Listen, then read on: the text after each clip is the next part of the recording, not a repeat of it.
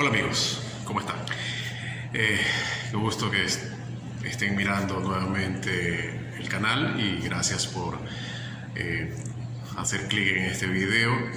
En esta ocasión he querido hacer un resumen de un libro que trata sobre estas dolencias y malestares de esta vida moderna de nuestros días. En este caso es el libro del autor Alan Ehrenberg y que trata sobre la fatiga de ser uno mismo. Depresión o cansancio de la vida en tiempos modernos. Bueno, entrando directamente ya en lo que tiene que ver el libro, la introducción, el autor nos da una idea de esta situación en la que vivimos actualmente a partir de inicios, primer cuarto, primer tercio del siglo XX, en lo que ya se comienza a identificar a la depresión como un síntoma ya derivándose a una enfermedad que ataca las emociones, al cerebro, pero la parte emocional, ¿no? Entonces él hace recuento de que en los años 40 comienza a identificarse esta falencia de la depresión.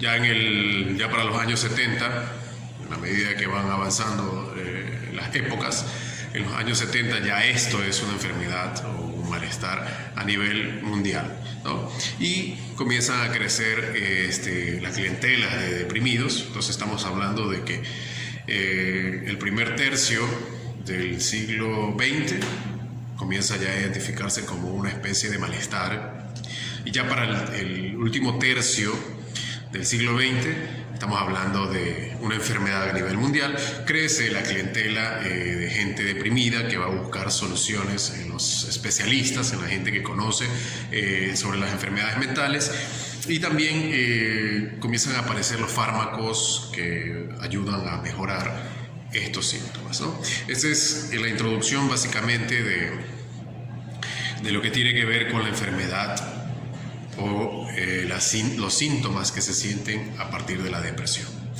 Ya. El contexto de la depresión o por qué nace la depresión en parte es por esta guía que tiene el nuevo siglo, el siglo XX, donde ya hay muchas formas de eliminar el colectivismo.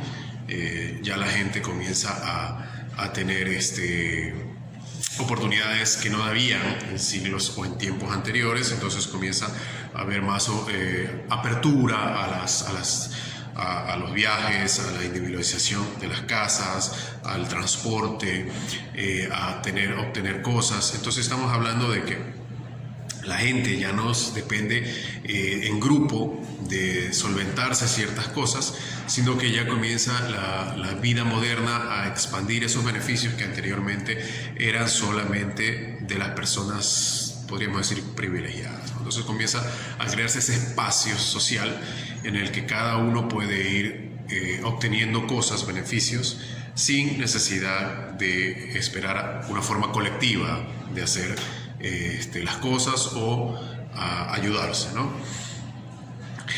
Un poco sobre la historia de la depresión. En la antigua Grecia se lo tenía como un dolor moral, una tristeza, un dolor moral que derivaba en una tristeza. Ya se lo identificaba como algo más determinado como la melancolía, ¿no? Una depresión precisamente, no el término. Luego, si hacemos pasamos revista rápido, ya para la parte de las entreguerras, que es en el siglo XX,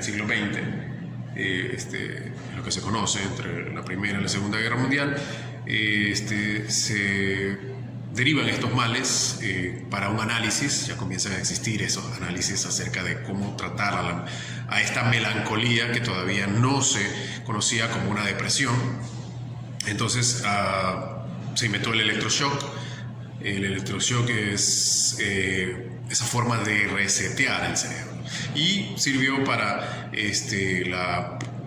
atacar la melancolía. Parece ser que el electroshock resetea a la persona y la vuelve a un estado anterior o un estado previo de mejor síntoma o con mejor desempeño, ¿no?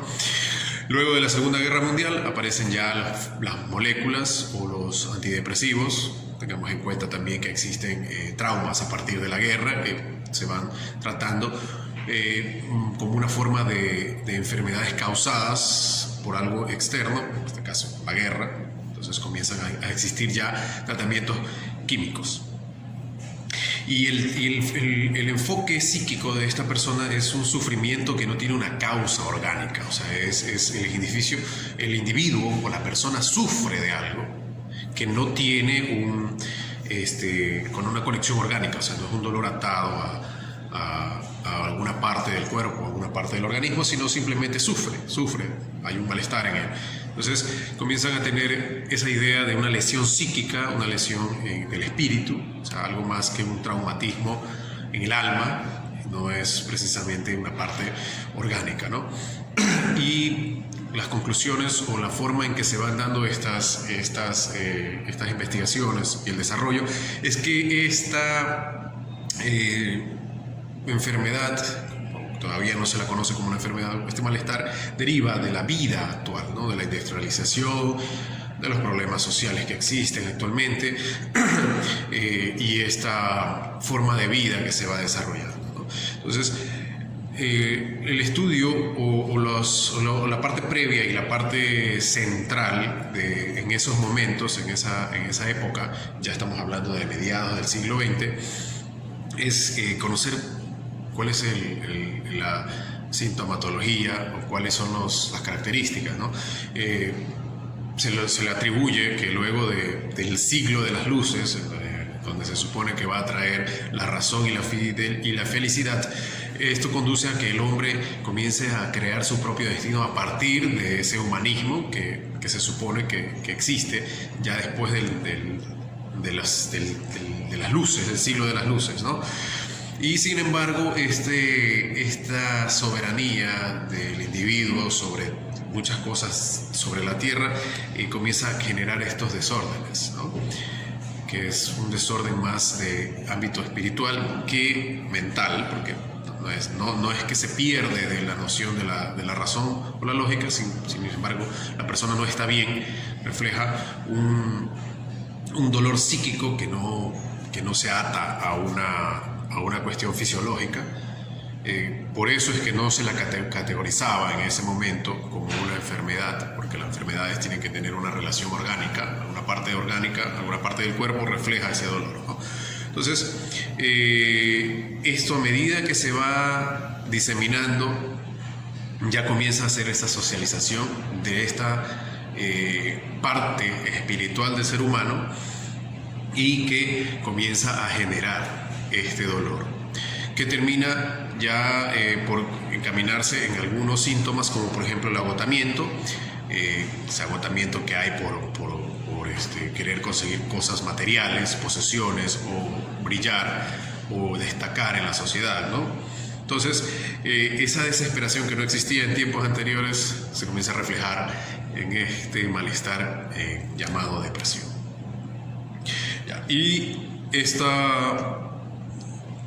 este devenir de cosas comienza a atacar ya al individuo con una autosugestión, o sea, es decir, que ya comienza a sentir que su malestar no es una cuestión pasajera, sino una cuestión permanente, y comienzan a aparecer también formas o posibles soluciones para poder tratar esta malestar, que no es una enfermedad.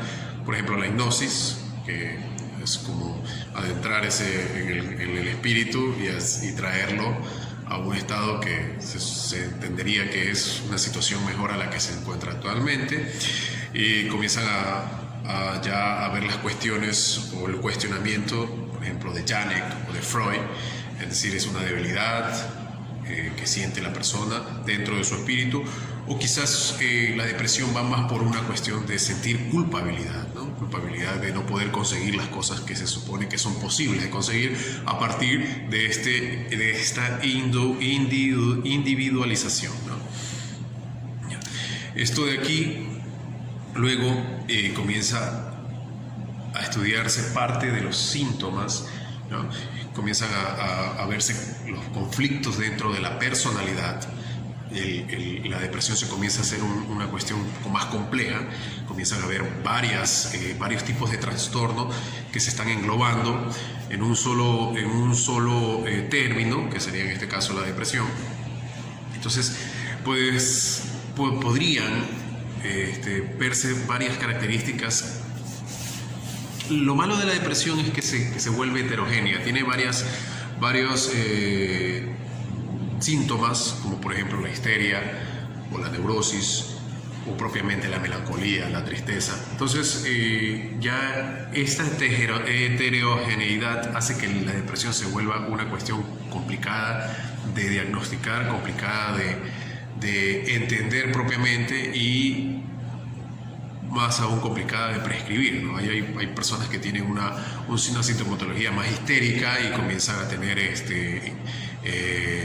reflejos conflictivos con el entorno, y esto de aquí tiene que ver con cosas intrapsíquicas, o sea, algo ya que viene de adentro, y sugieren para los expertos en esa época que podría venir de un pasado infantil que llega un momento de la adultez en el que revienta, o si no también esa represión, ¿no? Esa represión que ha existido de pequeño y se comienza a explotar, a salir ya en un momento de adultez donde ya él se auto boicotea la persona, ¿no? Ahora, ya pasando un poco a las soluciones que comienzan a darse, ¿no? Con todo este panorama de una sintomatología, de un conjunto de síntomas heterogéneos, Cerletti comienza a desarrollar una investigación en la que determina que el electroshock sirve para atacar las depresiones, pero que tienen un vínculo o un núcleo melancólico, ¿no? Para las otras depresiones no precisamente. Comienza a cuestionarse también cuáles son las características de la enfermedad. Entonces se dan cuenta de que no es una cuestión solamente del espíritu, sino también que existe una conexión de las funciones cerebrales. Entonces puede existir una posibilidad de cura mediante la medicación, porque puede controlarse ciertas cantidades de hormonas o componentes químicos dentro del cuerpo que regulan esos estados de ánimo, que están vinculados netamente a lo que influye dentro del cuerpo de la persona, de la mente de la persona, y mezclar lo que tiene que ver con fármacos y tiene que ver con terapia, ¿no? El fármaco predispone a la persona y el terapeuta comienza a generar las soluciones mediante esa. Es como predisponerlo, hacer que esta persona esté presta a recibir la información y la terapia que le puede facilitar el especialista, ¿no? De ahí seguimos en los mediados de los 50 con respecto a las soluciones. Hay un pequeño optimismo. Comienzan a aparecer los químicos, las moléculas comienzan a dar soluciones. Sin embargo, estas soluciones son parciales porque comienza a haber un efecto secundario o toxicidad o algo resistencia.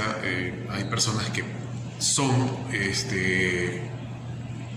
inmunes a estas moléculas y no resulta nada. Hay otras que sí les funciona, las dejan de consumir y luego ya no les funciona, ¿no? Entonces es básicamente un acierto y desacierto, una aplicabilidad y un fallo. Comienza a investigarse un poco más cuáles son las terapias que más están funcionando. Se mantiene incluso ahora el electroshock porque sirve para la melancolía. Llega un momento en que ya definen que tiene 3 partes la depresión: endógena, exógena, y también una que deriva de una situación como una enfermedad, por ejemplo. Entonces la endógena es la más complicada porque deriva de una genética, o sea, de una predisposición genética para ser una persona deprimida. La exógena, por factores externos, por ejemplo, cuestiones psicológicas que desde pequeño afectaron a esta persona, se acumularon y en la adultez generan estos síndromes, estas deficiencias. Y también la otra clasificación que es exógena, pero que tiene que ver más con factores como, por ejemplo, pasar una enfermedad o el embarazo, que también existe, o la medicación de alguna enfermedad, por ejemplo, para enfermedades cardiovasculares también generan cierto tipo de malestar, ¿no? Ahora, ya para estas alturas, ya casi terminando el siglo XX, se descubren moléculas que ayudan a la persona a mantenerse estable, con un bienestar, pero son más energizantes o son una prótesis, por decirlo de alguna forma, que sirven para mascarar el malestar. No cura nada.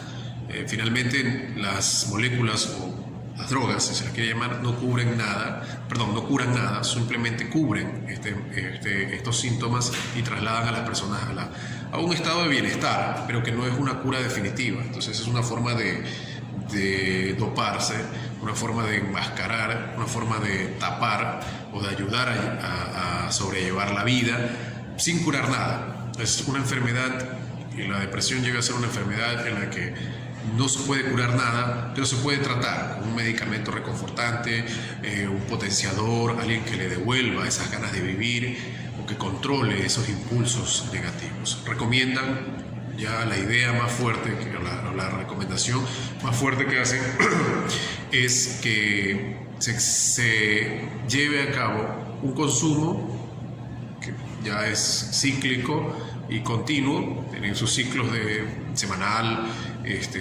quincenal, mensual, con terapia. Entonces es una predisposición a consumir una droga, pero bajo un apoyo psíquico, o si se puede llamar una terapia medicada, ¿no? Usas el químico, pero también tienes que valerte de la psicoterapia. Eso va generando incluso un desarrollo en la parte farmacéutica. Ya las farmacéuticas comienzan a mejorar los componentes y las drogas que van a servir para que pueda la persona mejorar su humor. Finalmente, esta evolución de la molécula lleva a dos conclusiones. Primero, que la depresión no tiene un diagnóstico específico. Se dan cuenta de que estas tres partes o esos tres tipos de depresión que existen varían mucho entre personas. Entonces deciden hacerla fácil y comienzan a hacer estándares de la medicación, que quiere decir estándares que se comienzan a categorizar los tipos de enfermedades derivadas de la depresión, ¿no? Entonces hay que ver si es que son de depresión propiamente, si es por ansiedad o si tienen una causa psicogénica, pero que se puedan medicar directamente. Los médicos generalistas comienzan a medicar a las personas con ciertas dosis y en base a su complejidad o su criticidad, dependiendo de eso, le van medicando, ¿no? Le van sugiriendo moléculas más fuertes, menos fuertes y todo eso. ¿Cuál es el problema? Que una molécula en una cantidad no específica para el tipo de depresión que tenga esta persona y característica de este individuo puede generar una terapia errónea, y finalmente la depresión fuertemente adentrada en esta persona pues genera suicidio. O sea, la depresión termina siendo un suicidio, como da resultado de un suicidio, ¿no? Esta generalización, esta estandarización y categorización termina dejando a un lado la terapia. Usan plenamente moléculas. Y ya, bueno, avanzando más ya a la parte moderna, a los años en que nosotros estamos, Se socializa el uso o el consumo de estos medicamentos del bienestar. Ya no se los cataloga como una droga, sino que se lo ve más como un tratamiento. Incluso comienzan a haber conclusiones en las que dicen, si tú te sientes con algún malestar de cabeza, te duele la cabeza, tomas una pastilla. O por ejemplo el diabético no es que se droga y tiene que consumir todo el tiempo una pastilla para controlar sus niveles de azúcar. Lo mismo la persona que tiene una presión arterial alta, tiene que controlarla con medicina. Bueno, y así las personas que tienen, por ejemplo, problemas de epilepsia también tienen que controlar sus niveles de desórdenes, por llamarlo de alguna forma. Entonces ellos comienzan a decir, bueno, ¿por qué no la depresión tratarla como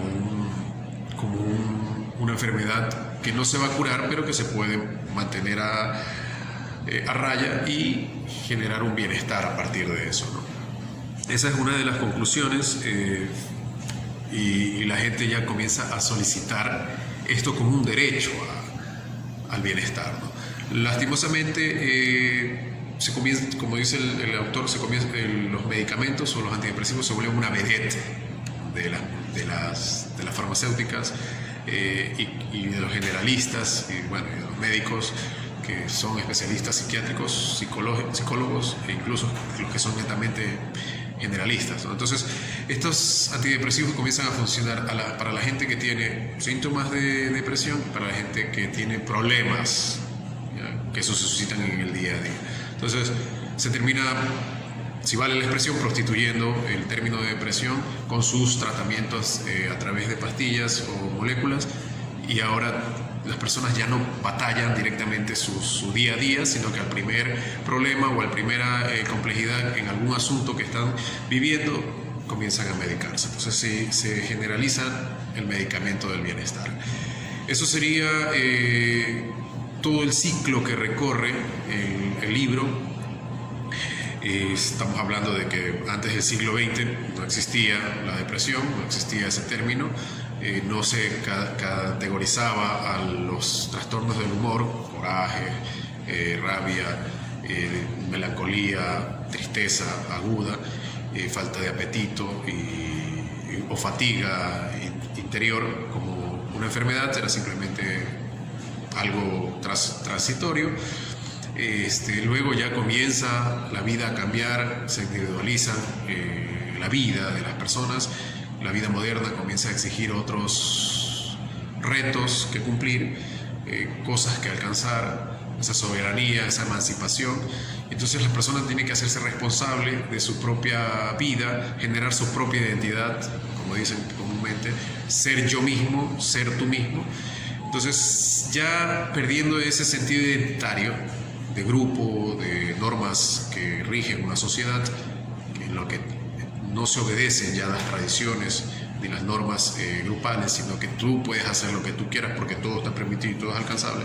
El momento en que comienzas a generar esa idea de que puedes alcanzar todo, de que todo es posible y que todo tiene que ser individual, para que tú lo puedas conseguir, comienza a generarse esa frustración, esa fatiga de no poder alcanzar las cosas que se supone que deberías alcanzar, y comienza a haber una sociedad ya que presenta esa escasez de rendimiento y esa fatiga por querer ser uno mismo.